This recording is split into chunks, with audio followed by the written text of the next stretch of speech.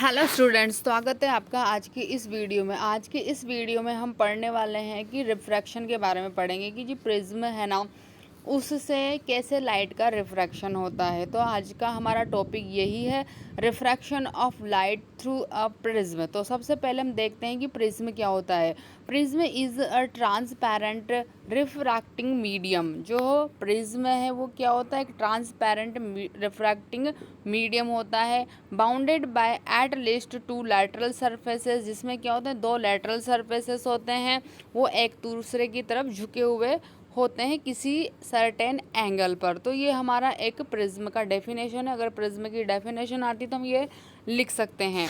It has two triangular bases. इसके क्या होते हैं, दो तो ट्राई एंगुलर बेसेस होते हैं, और जो तीन है वो रेक्टेंगुलर लैटरल सरफेस होते हैं। यहाँ पर इसको हम 2D में देखेंगे ना, तो ऐसा डायग्राम हमको दिखेगा त्रिभुज के जैसे, लेकिन 3D में देखेंगे तो ये कुछ अलग ही हमको दिखेगा थोड़ा।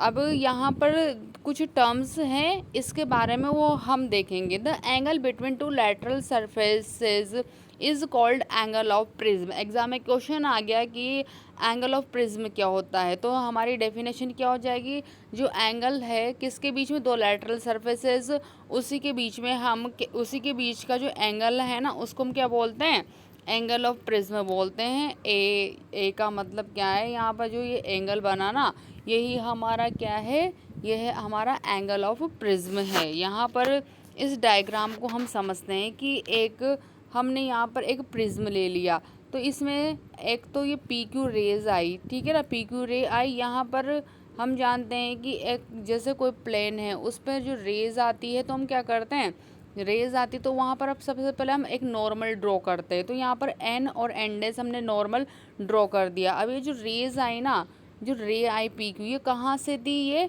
रेयर मीडियम में थी, हवा में थी। हवा से किस में जाएगी, ये ग्लास में, क्योंकि हमारा प्रिज्म किसका बना हुआ है, ये ग्लास का बना हुआ है। तो जो रे है ना, ये एयर से जाएगी ग्लास में। अब ग्लास क्या है, एक डेंसर मीडियम है, तो ये जो नॉर्मल है ना, उसकी तरफ ये झुक जाएगी और ऐसे सीधे ही पास हो जाएगी। कौन सी रे मिली हमको, जो ग्लास के अंदर है वो हमको मिली है क्यू एम। अब क्यू एम के बाद क्या है कि ये रे है ना, अब ग्लास से वापस बाहर निकलेगी, तो यहाँ पर भी मीडियम चेंज होगा। तो यहाँ पर भी हमने एक नॉर्मल ड्रॉ कर दिया, एस और एस डेस हमने यहाँ पर नॉर्मल ड्रॉ कर दिया। तो यहाँ पर जो रे है ना, वो बाहर निकलेगी। अब डेंसर मीडियम से रेयर मीडियम में जा रही है, क्योंकि बाहर क्या है, एयर है, तो ये क्या होगी, इस अभिलंब से दूर हटेगी, तो हमारी रे ऐसे आ जाएगी। तो हमारी नई रे क्या मिली हमको, एम आर, ये रे मिली। अब इसके बाद हम क्या करेंगे, जो पी क्यू रे आए ना, इसको डैश डैश करके ऐसे आगे बढ़ाते हैं, और दूसरी रे हमारे पास में कौन सी थी, ये थी एम आर, इसको डैश डैश करके पीछे बढ़ाते हैं। तो ये दोनों रेस जहाँ पर भी इंटरसेक्ट करती है और जो एंगल बनता है ना, उसको हम बोलते हैं एंगल ऑफ डेविएशन बोलते हैं। तो इनके बारे में हम थोड़ा देख लेते हैं कि पी क्यू हमारी क्या इंसिडेंट रे है, क्यू एम क्या है, रिफ्रैक्टेड रे है, और एम आर इमर्जेंट रे है, जो बाहर निकली है, इमर्जेंट रे। अब यहाँ पर एंगल्स भी हमको गिवन है। अब आई तो हमने पढ़ ही रखा है, एंगल ऑफ इंसिडेंस, जो रे आई है वो नॉर्मल के साथ जो एंगल बनाती है उसको हम क्या बोलते हैं, एंगल ऑफ इंसिडेंस बोलते हैं। ई क्या है हमारा, एंगल ऑफ इमरजेंस है, मतलब जिस एंगल से वो प्रिज्म से बाहर निकली है, ई इमरजेंस यहाँ पर ई है, तो इस वजह से हमने इसको एंगल ई दिखा दिया। एंगल ए क्या है, प्रिज्म एंगल है। आर क्या है, एंगल ऑफ रिफ्रैक्शन है।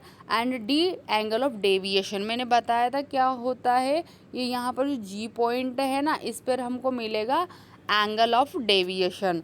इसके बाद हम आगे देखते हैं, आगे इसी डायग्राम के बारे में अभी मैंने बताया था आप लोगों को, वही है कि in the diagram given above अ रे, एक लाइट है पी क्यू, जो क्या करती है, एयर से ग्लास के अंदर एंटर करती है, कौन से सरफेस पे, ए बी सरफेस पे।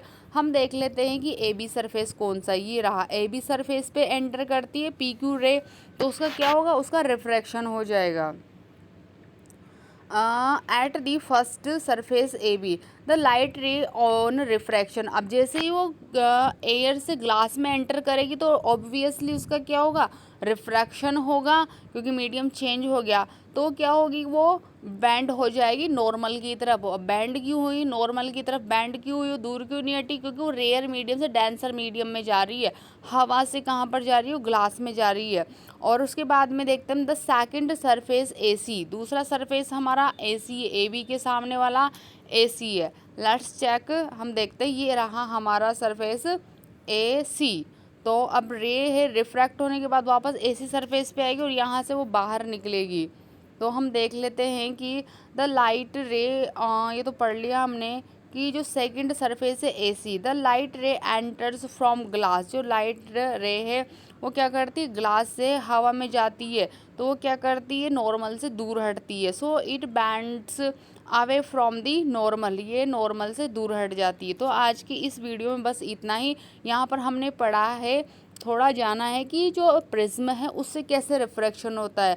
आगे की इससे जितनी भी रिलेटेड इन्फॉर्मेशन है वो हम हमारे नेक्स्ट वीडियो में डिस्कस करेंगे।